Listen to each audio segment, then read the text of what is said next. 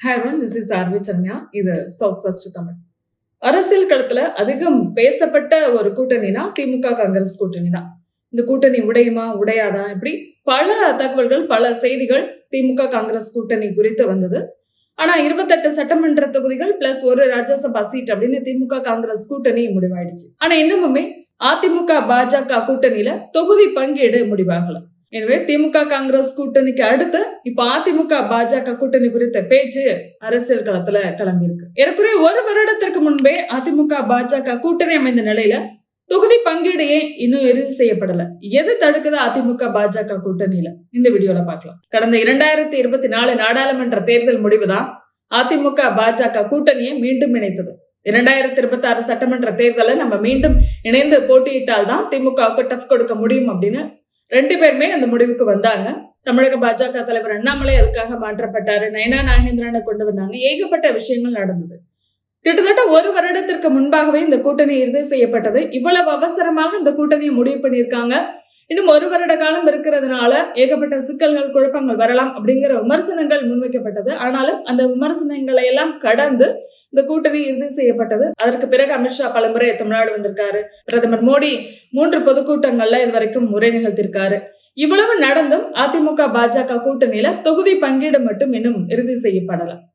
2021 சட்டமன்ற தேர்தல அதிமுக பாஜகவுக்கு ஒதுக்கிய தொகுதிகள் 20. அவங்க ஏற்கனவே 35 தொகுதிகளை எதிர்பார்த்தாங்க.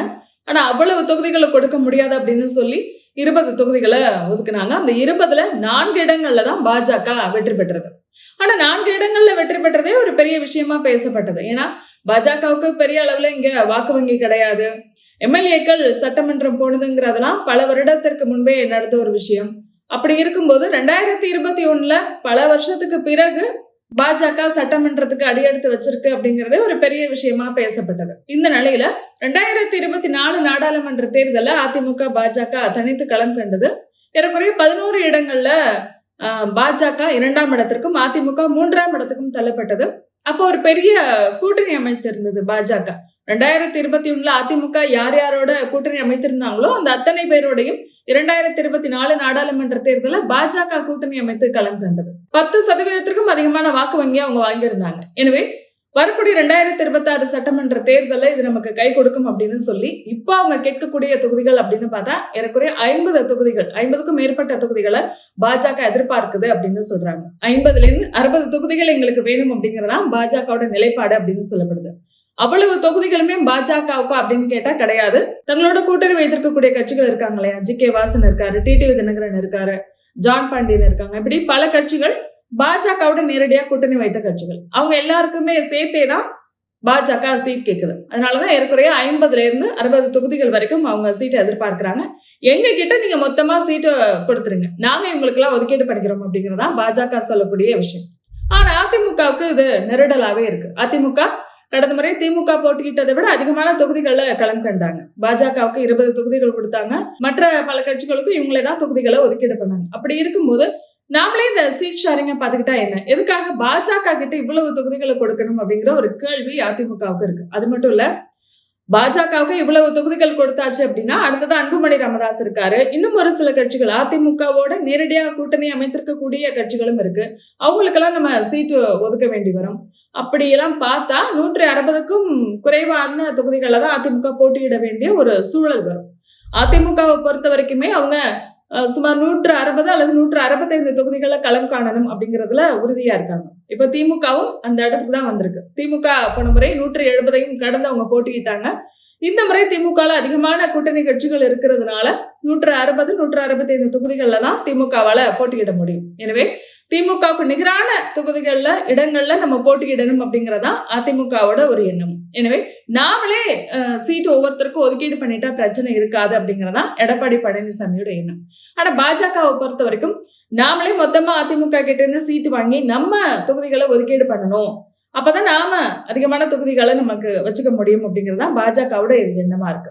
பாஜகவை பொறுத்த வரைக்கும் அவங்களுக்கு ஒரு 30 தொகுதிகளை எதிர்பார்க்கிறாங்க. கடந்த முறை 20, இந்த முறை 30 தொகுதிகள்ல கண்டிப்பா நம்ம நிக்கணும் அப்படிங்கறதா பாஜகவோட ஒரு எண்ணமா இருக்கு. இதுக்கு முக்கியமான காரணம் காங்கிரஸ் காங்கிரஸ்க்கு திமுக 28 தொகுதிகளை ஒதுக்கீடு பண்ணிருக்கு. எனவே காங்கிரஸை காட்டிலும் அதிகமான இடங்கள்ல நம்ம இந்த முறை களம் காணணும் அப்படிங்கறதா பாஜகவோட ஒரு எண்ணமா இருக்கு. வாக்கு வங்கி நிலவரம், வெற்றி இதன் அடிப்படையில பார்த்தோம்னா தமிழ்நாட்டுல மட்டும்தான் காங்கிரஸ்க்கு கீழே பாஜக இருக்கு. எனவே காங்கிரஸை விடவும் அதிகமான வாக்கு வங்கியை நம்ம பெறணும் அப்படிங்கறதா பாஜகவோட ஒரு திட்டமா இருக்கு. அந்த வகையில நம்ம அதிகமான இடங்களை போட்டியிடணும், காங்கிரஸையும் தாண்டி அதிகமான இடங்கள்ல நம்ம போட்டியிடணும் அப்படிங்கறதா இந்த முறை பாஜகவோட ஒரு எண்ணமா இருக்கு. அந்த அடிப்படையில தான் அவங்க அதிகமான தொகுதிகள் கேட்கிறாங்க. இன்னொன்னு, எடப்பாடி பழனிசாமி தான் முதலமைச்சர் வேட்பாளர் அப்படிங்கறத ஆரம்பத்துல இருந்தே பாஜக கொஞ்சம் தவிர்த்துக்கிட்டே வந்தது. இதை ரொம்ப கட்டாயப்படுத்தி கேட்கும் போதுதான் எடப்பாடி பழனிசாமி தான் முதலமைச்சர் வேட்பாளர் அப்படின்னு நயினார் நாகேந்திரன் சொன்னாரு. அண்ணாமலை பல கட்டங்கள்ல அதை தவிர்த்துட்டாரு. ஒரு கட்டத்துல அவரும் எடப்பாடி பழனிசாமி தான் முதலமைச்சர் வேட்பாளர் அப்படின்னு சொன்னாலும் கூட அதை இன்னமுமே அழுத்தம் திருத்தமா சொல்ல பாஜக தயக்கம் காட்டுது அப்படிங்கிற ஒரு பார்வை இருக்கு. சமீபத்துல ஸ்டாலின் ஒரு மேடையில பேசும்போது கூட அதிமுக தலைமையை மாற்றக்கூடிய எண்ணம் பாஜகவுக்கு இருக்கு, இவங்க ஜெயிச்சுட்டாங்க அப்படின்னா அதிமுக தலைமையே மாத்திருவாங்க அப்படின்லாம் பேசியிருந்தாரு. எனவே அந்த ஒரு தயக்கமும் அதிமுகவுக்கு தொடர்ந்து இருந்துகிட்டே இருக்கு. இவங்க எதனால முதலமைச்சர் வேட்பாளர் எடப்பாடி பழனிசாமி தான் அப்படிங்கறத திட்டமிட்டே சில இடங்கள்ல தவிர்க்கணும், அதிமுக தலைமை அப்படிங்கிற வார்த்தையை எதனால தவிர்க்கணும், கூட்டணி ஆட்சி அப்படிங்கறத வாய்ப்பு வரும்போதெல்லாம் ஏன் சொல்லணும், இப்படியான பல கேள்விகள் அதிமுகவுக்கும் இருக்கு. இப்ப தேர்தல் நெருங்கிடுச்சு, இப்ப போய் கூட்டணியை உடைக்க முடியாது, அது பல சிக்கல்களுக்கு வழிவகுக்கும். அதிகமான தொகுதிகளை நம்ம ஒதுக்கீடு பண்ணோம்னா நம்ம மாட்டிப்போம், கூட்டணி ஆட்சி அப்படிங்கிற ஒரு கட்டாயத்துக்கு நம்ம ஆளாக்கப்படலாம். பாஜகவுக்கு அதிகமான தொகுதிகளை கொடுக்க கூடாது அப்படிங்கிற ஒரு எண்ணத்துல அதிமுக இருக்கு அப்படின்னு சொல்லப்படுது. இந்த நிலையில தாவேகாவோட பாஜக பேசுது அப்படிங்கிற ஒரு பேச்சும் சமீப காலமா தொடர்ந்து வந்துட்டே இருக்கு. தாவேகாவோட பேசுறாங்க, 50 தொகுதிகள் தரோம், 60 தொகுதிகள் தரோம், துணை முதலமைச்சர் பதவி, இப்படியான ஒரு டாக் போயிட்டு இருக்கு அப்படின்னு சொல்லப்படுது. ஆனா அதிமுகவுக்கு இதுல விருப்பம் இல்ல அப்படிங்கிற ஒரு பேச்சும் கூடவே இருக்கு. ஏன்னா 50 தொகுதிகள் 60 தொகுதிகள் தாவேகாவுக்கு கொடுத்துட்டா இவங்களுக்கு இருக்கக்கூடிய தொகுதிகள் மிக குறைவு, 130 அல்லது 130க்கும் குறைவான இடங்கள்ல தான் அதிமுக போட்டியிட வேண்டிய ஒரு கட்டாயம் இருக்கும்.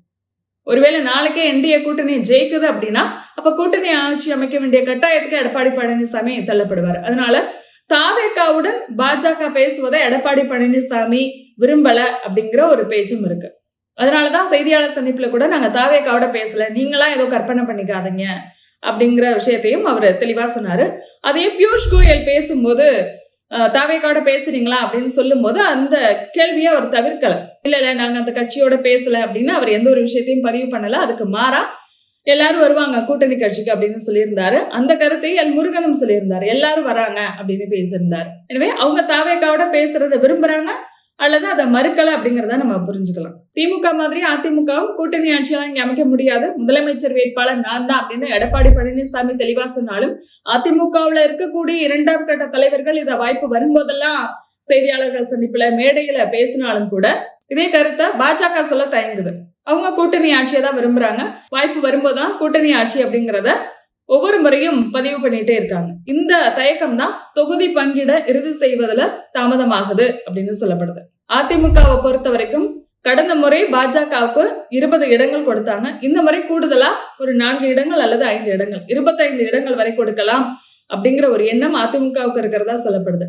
ஆனா அதிமுகவுல இருக்கக்கூடிய பல நிர்வாகிகள் என்ன சொல்றாங்கன்னா, போன முறை 20 இடம் கொடுத்தே 4 இடத்துலதான் அவங்க வின் பண்ணாங்க, இந்த முறை 25 இடம்ங்கிறதே அதிகம் தான், அதனால போன முறை கொடுத்த தொகுதிகளை இந்த முறை கொடுக்கலாம் அப்படிங்கறதா அதிமுகல பல நிர்வாகிகளோட ஒரு எண்ணமா இருக்கு.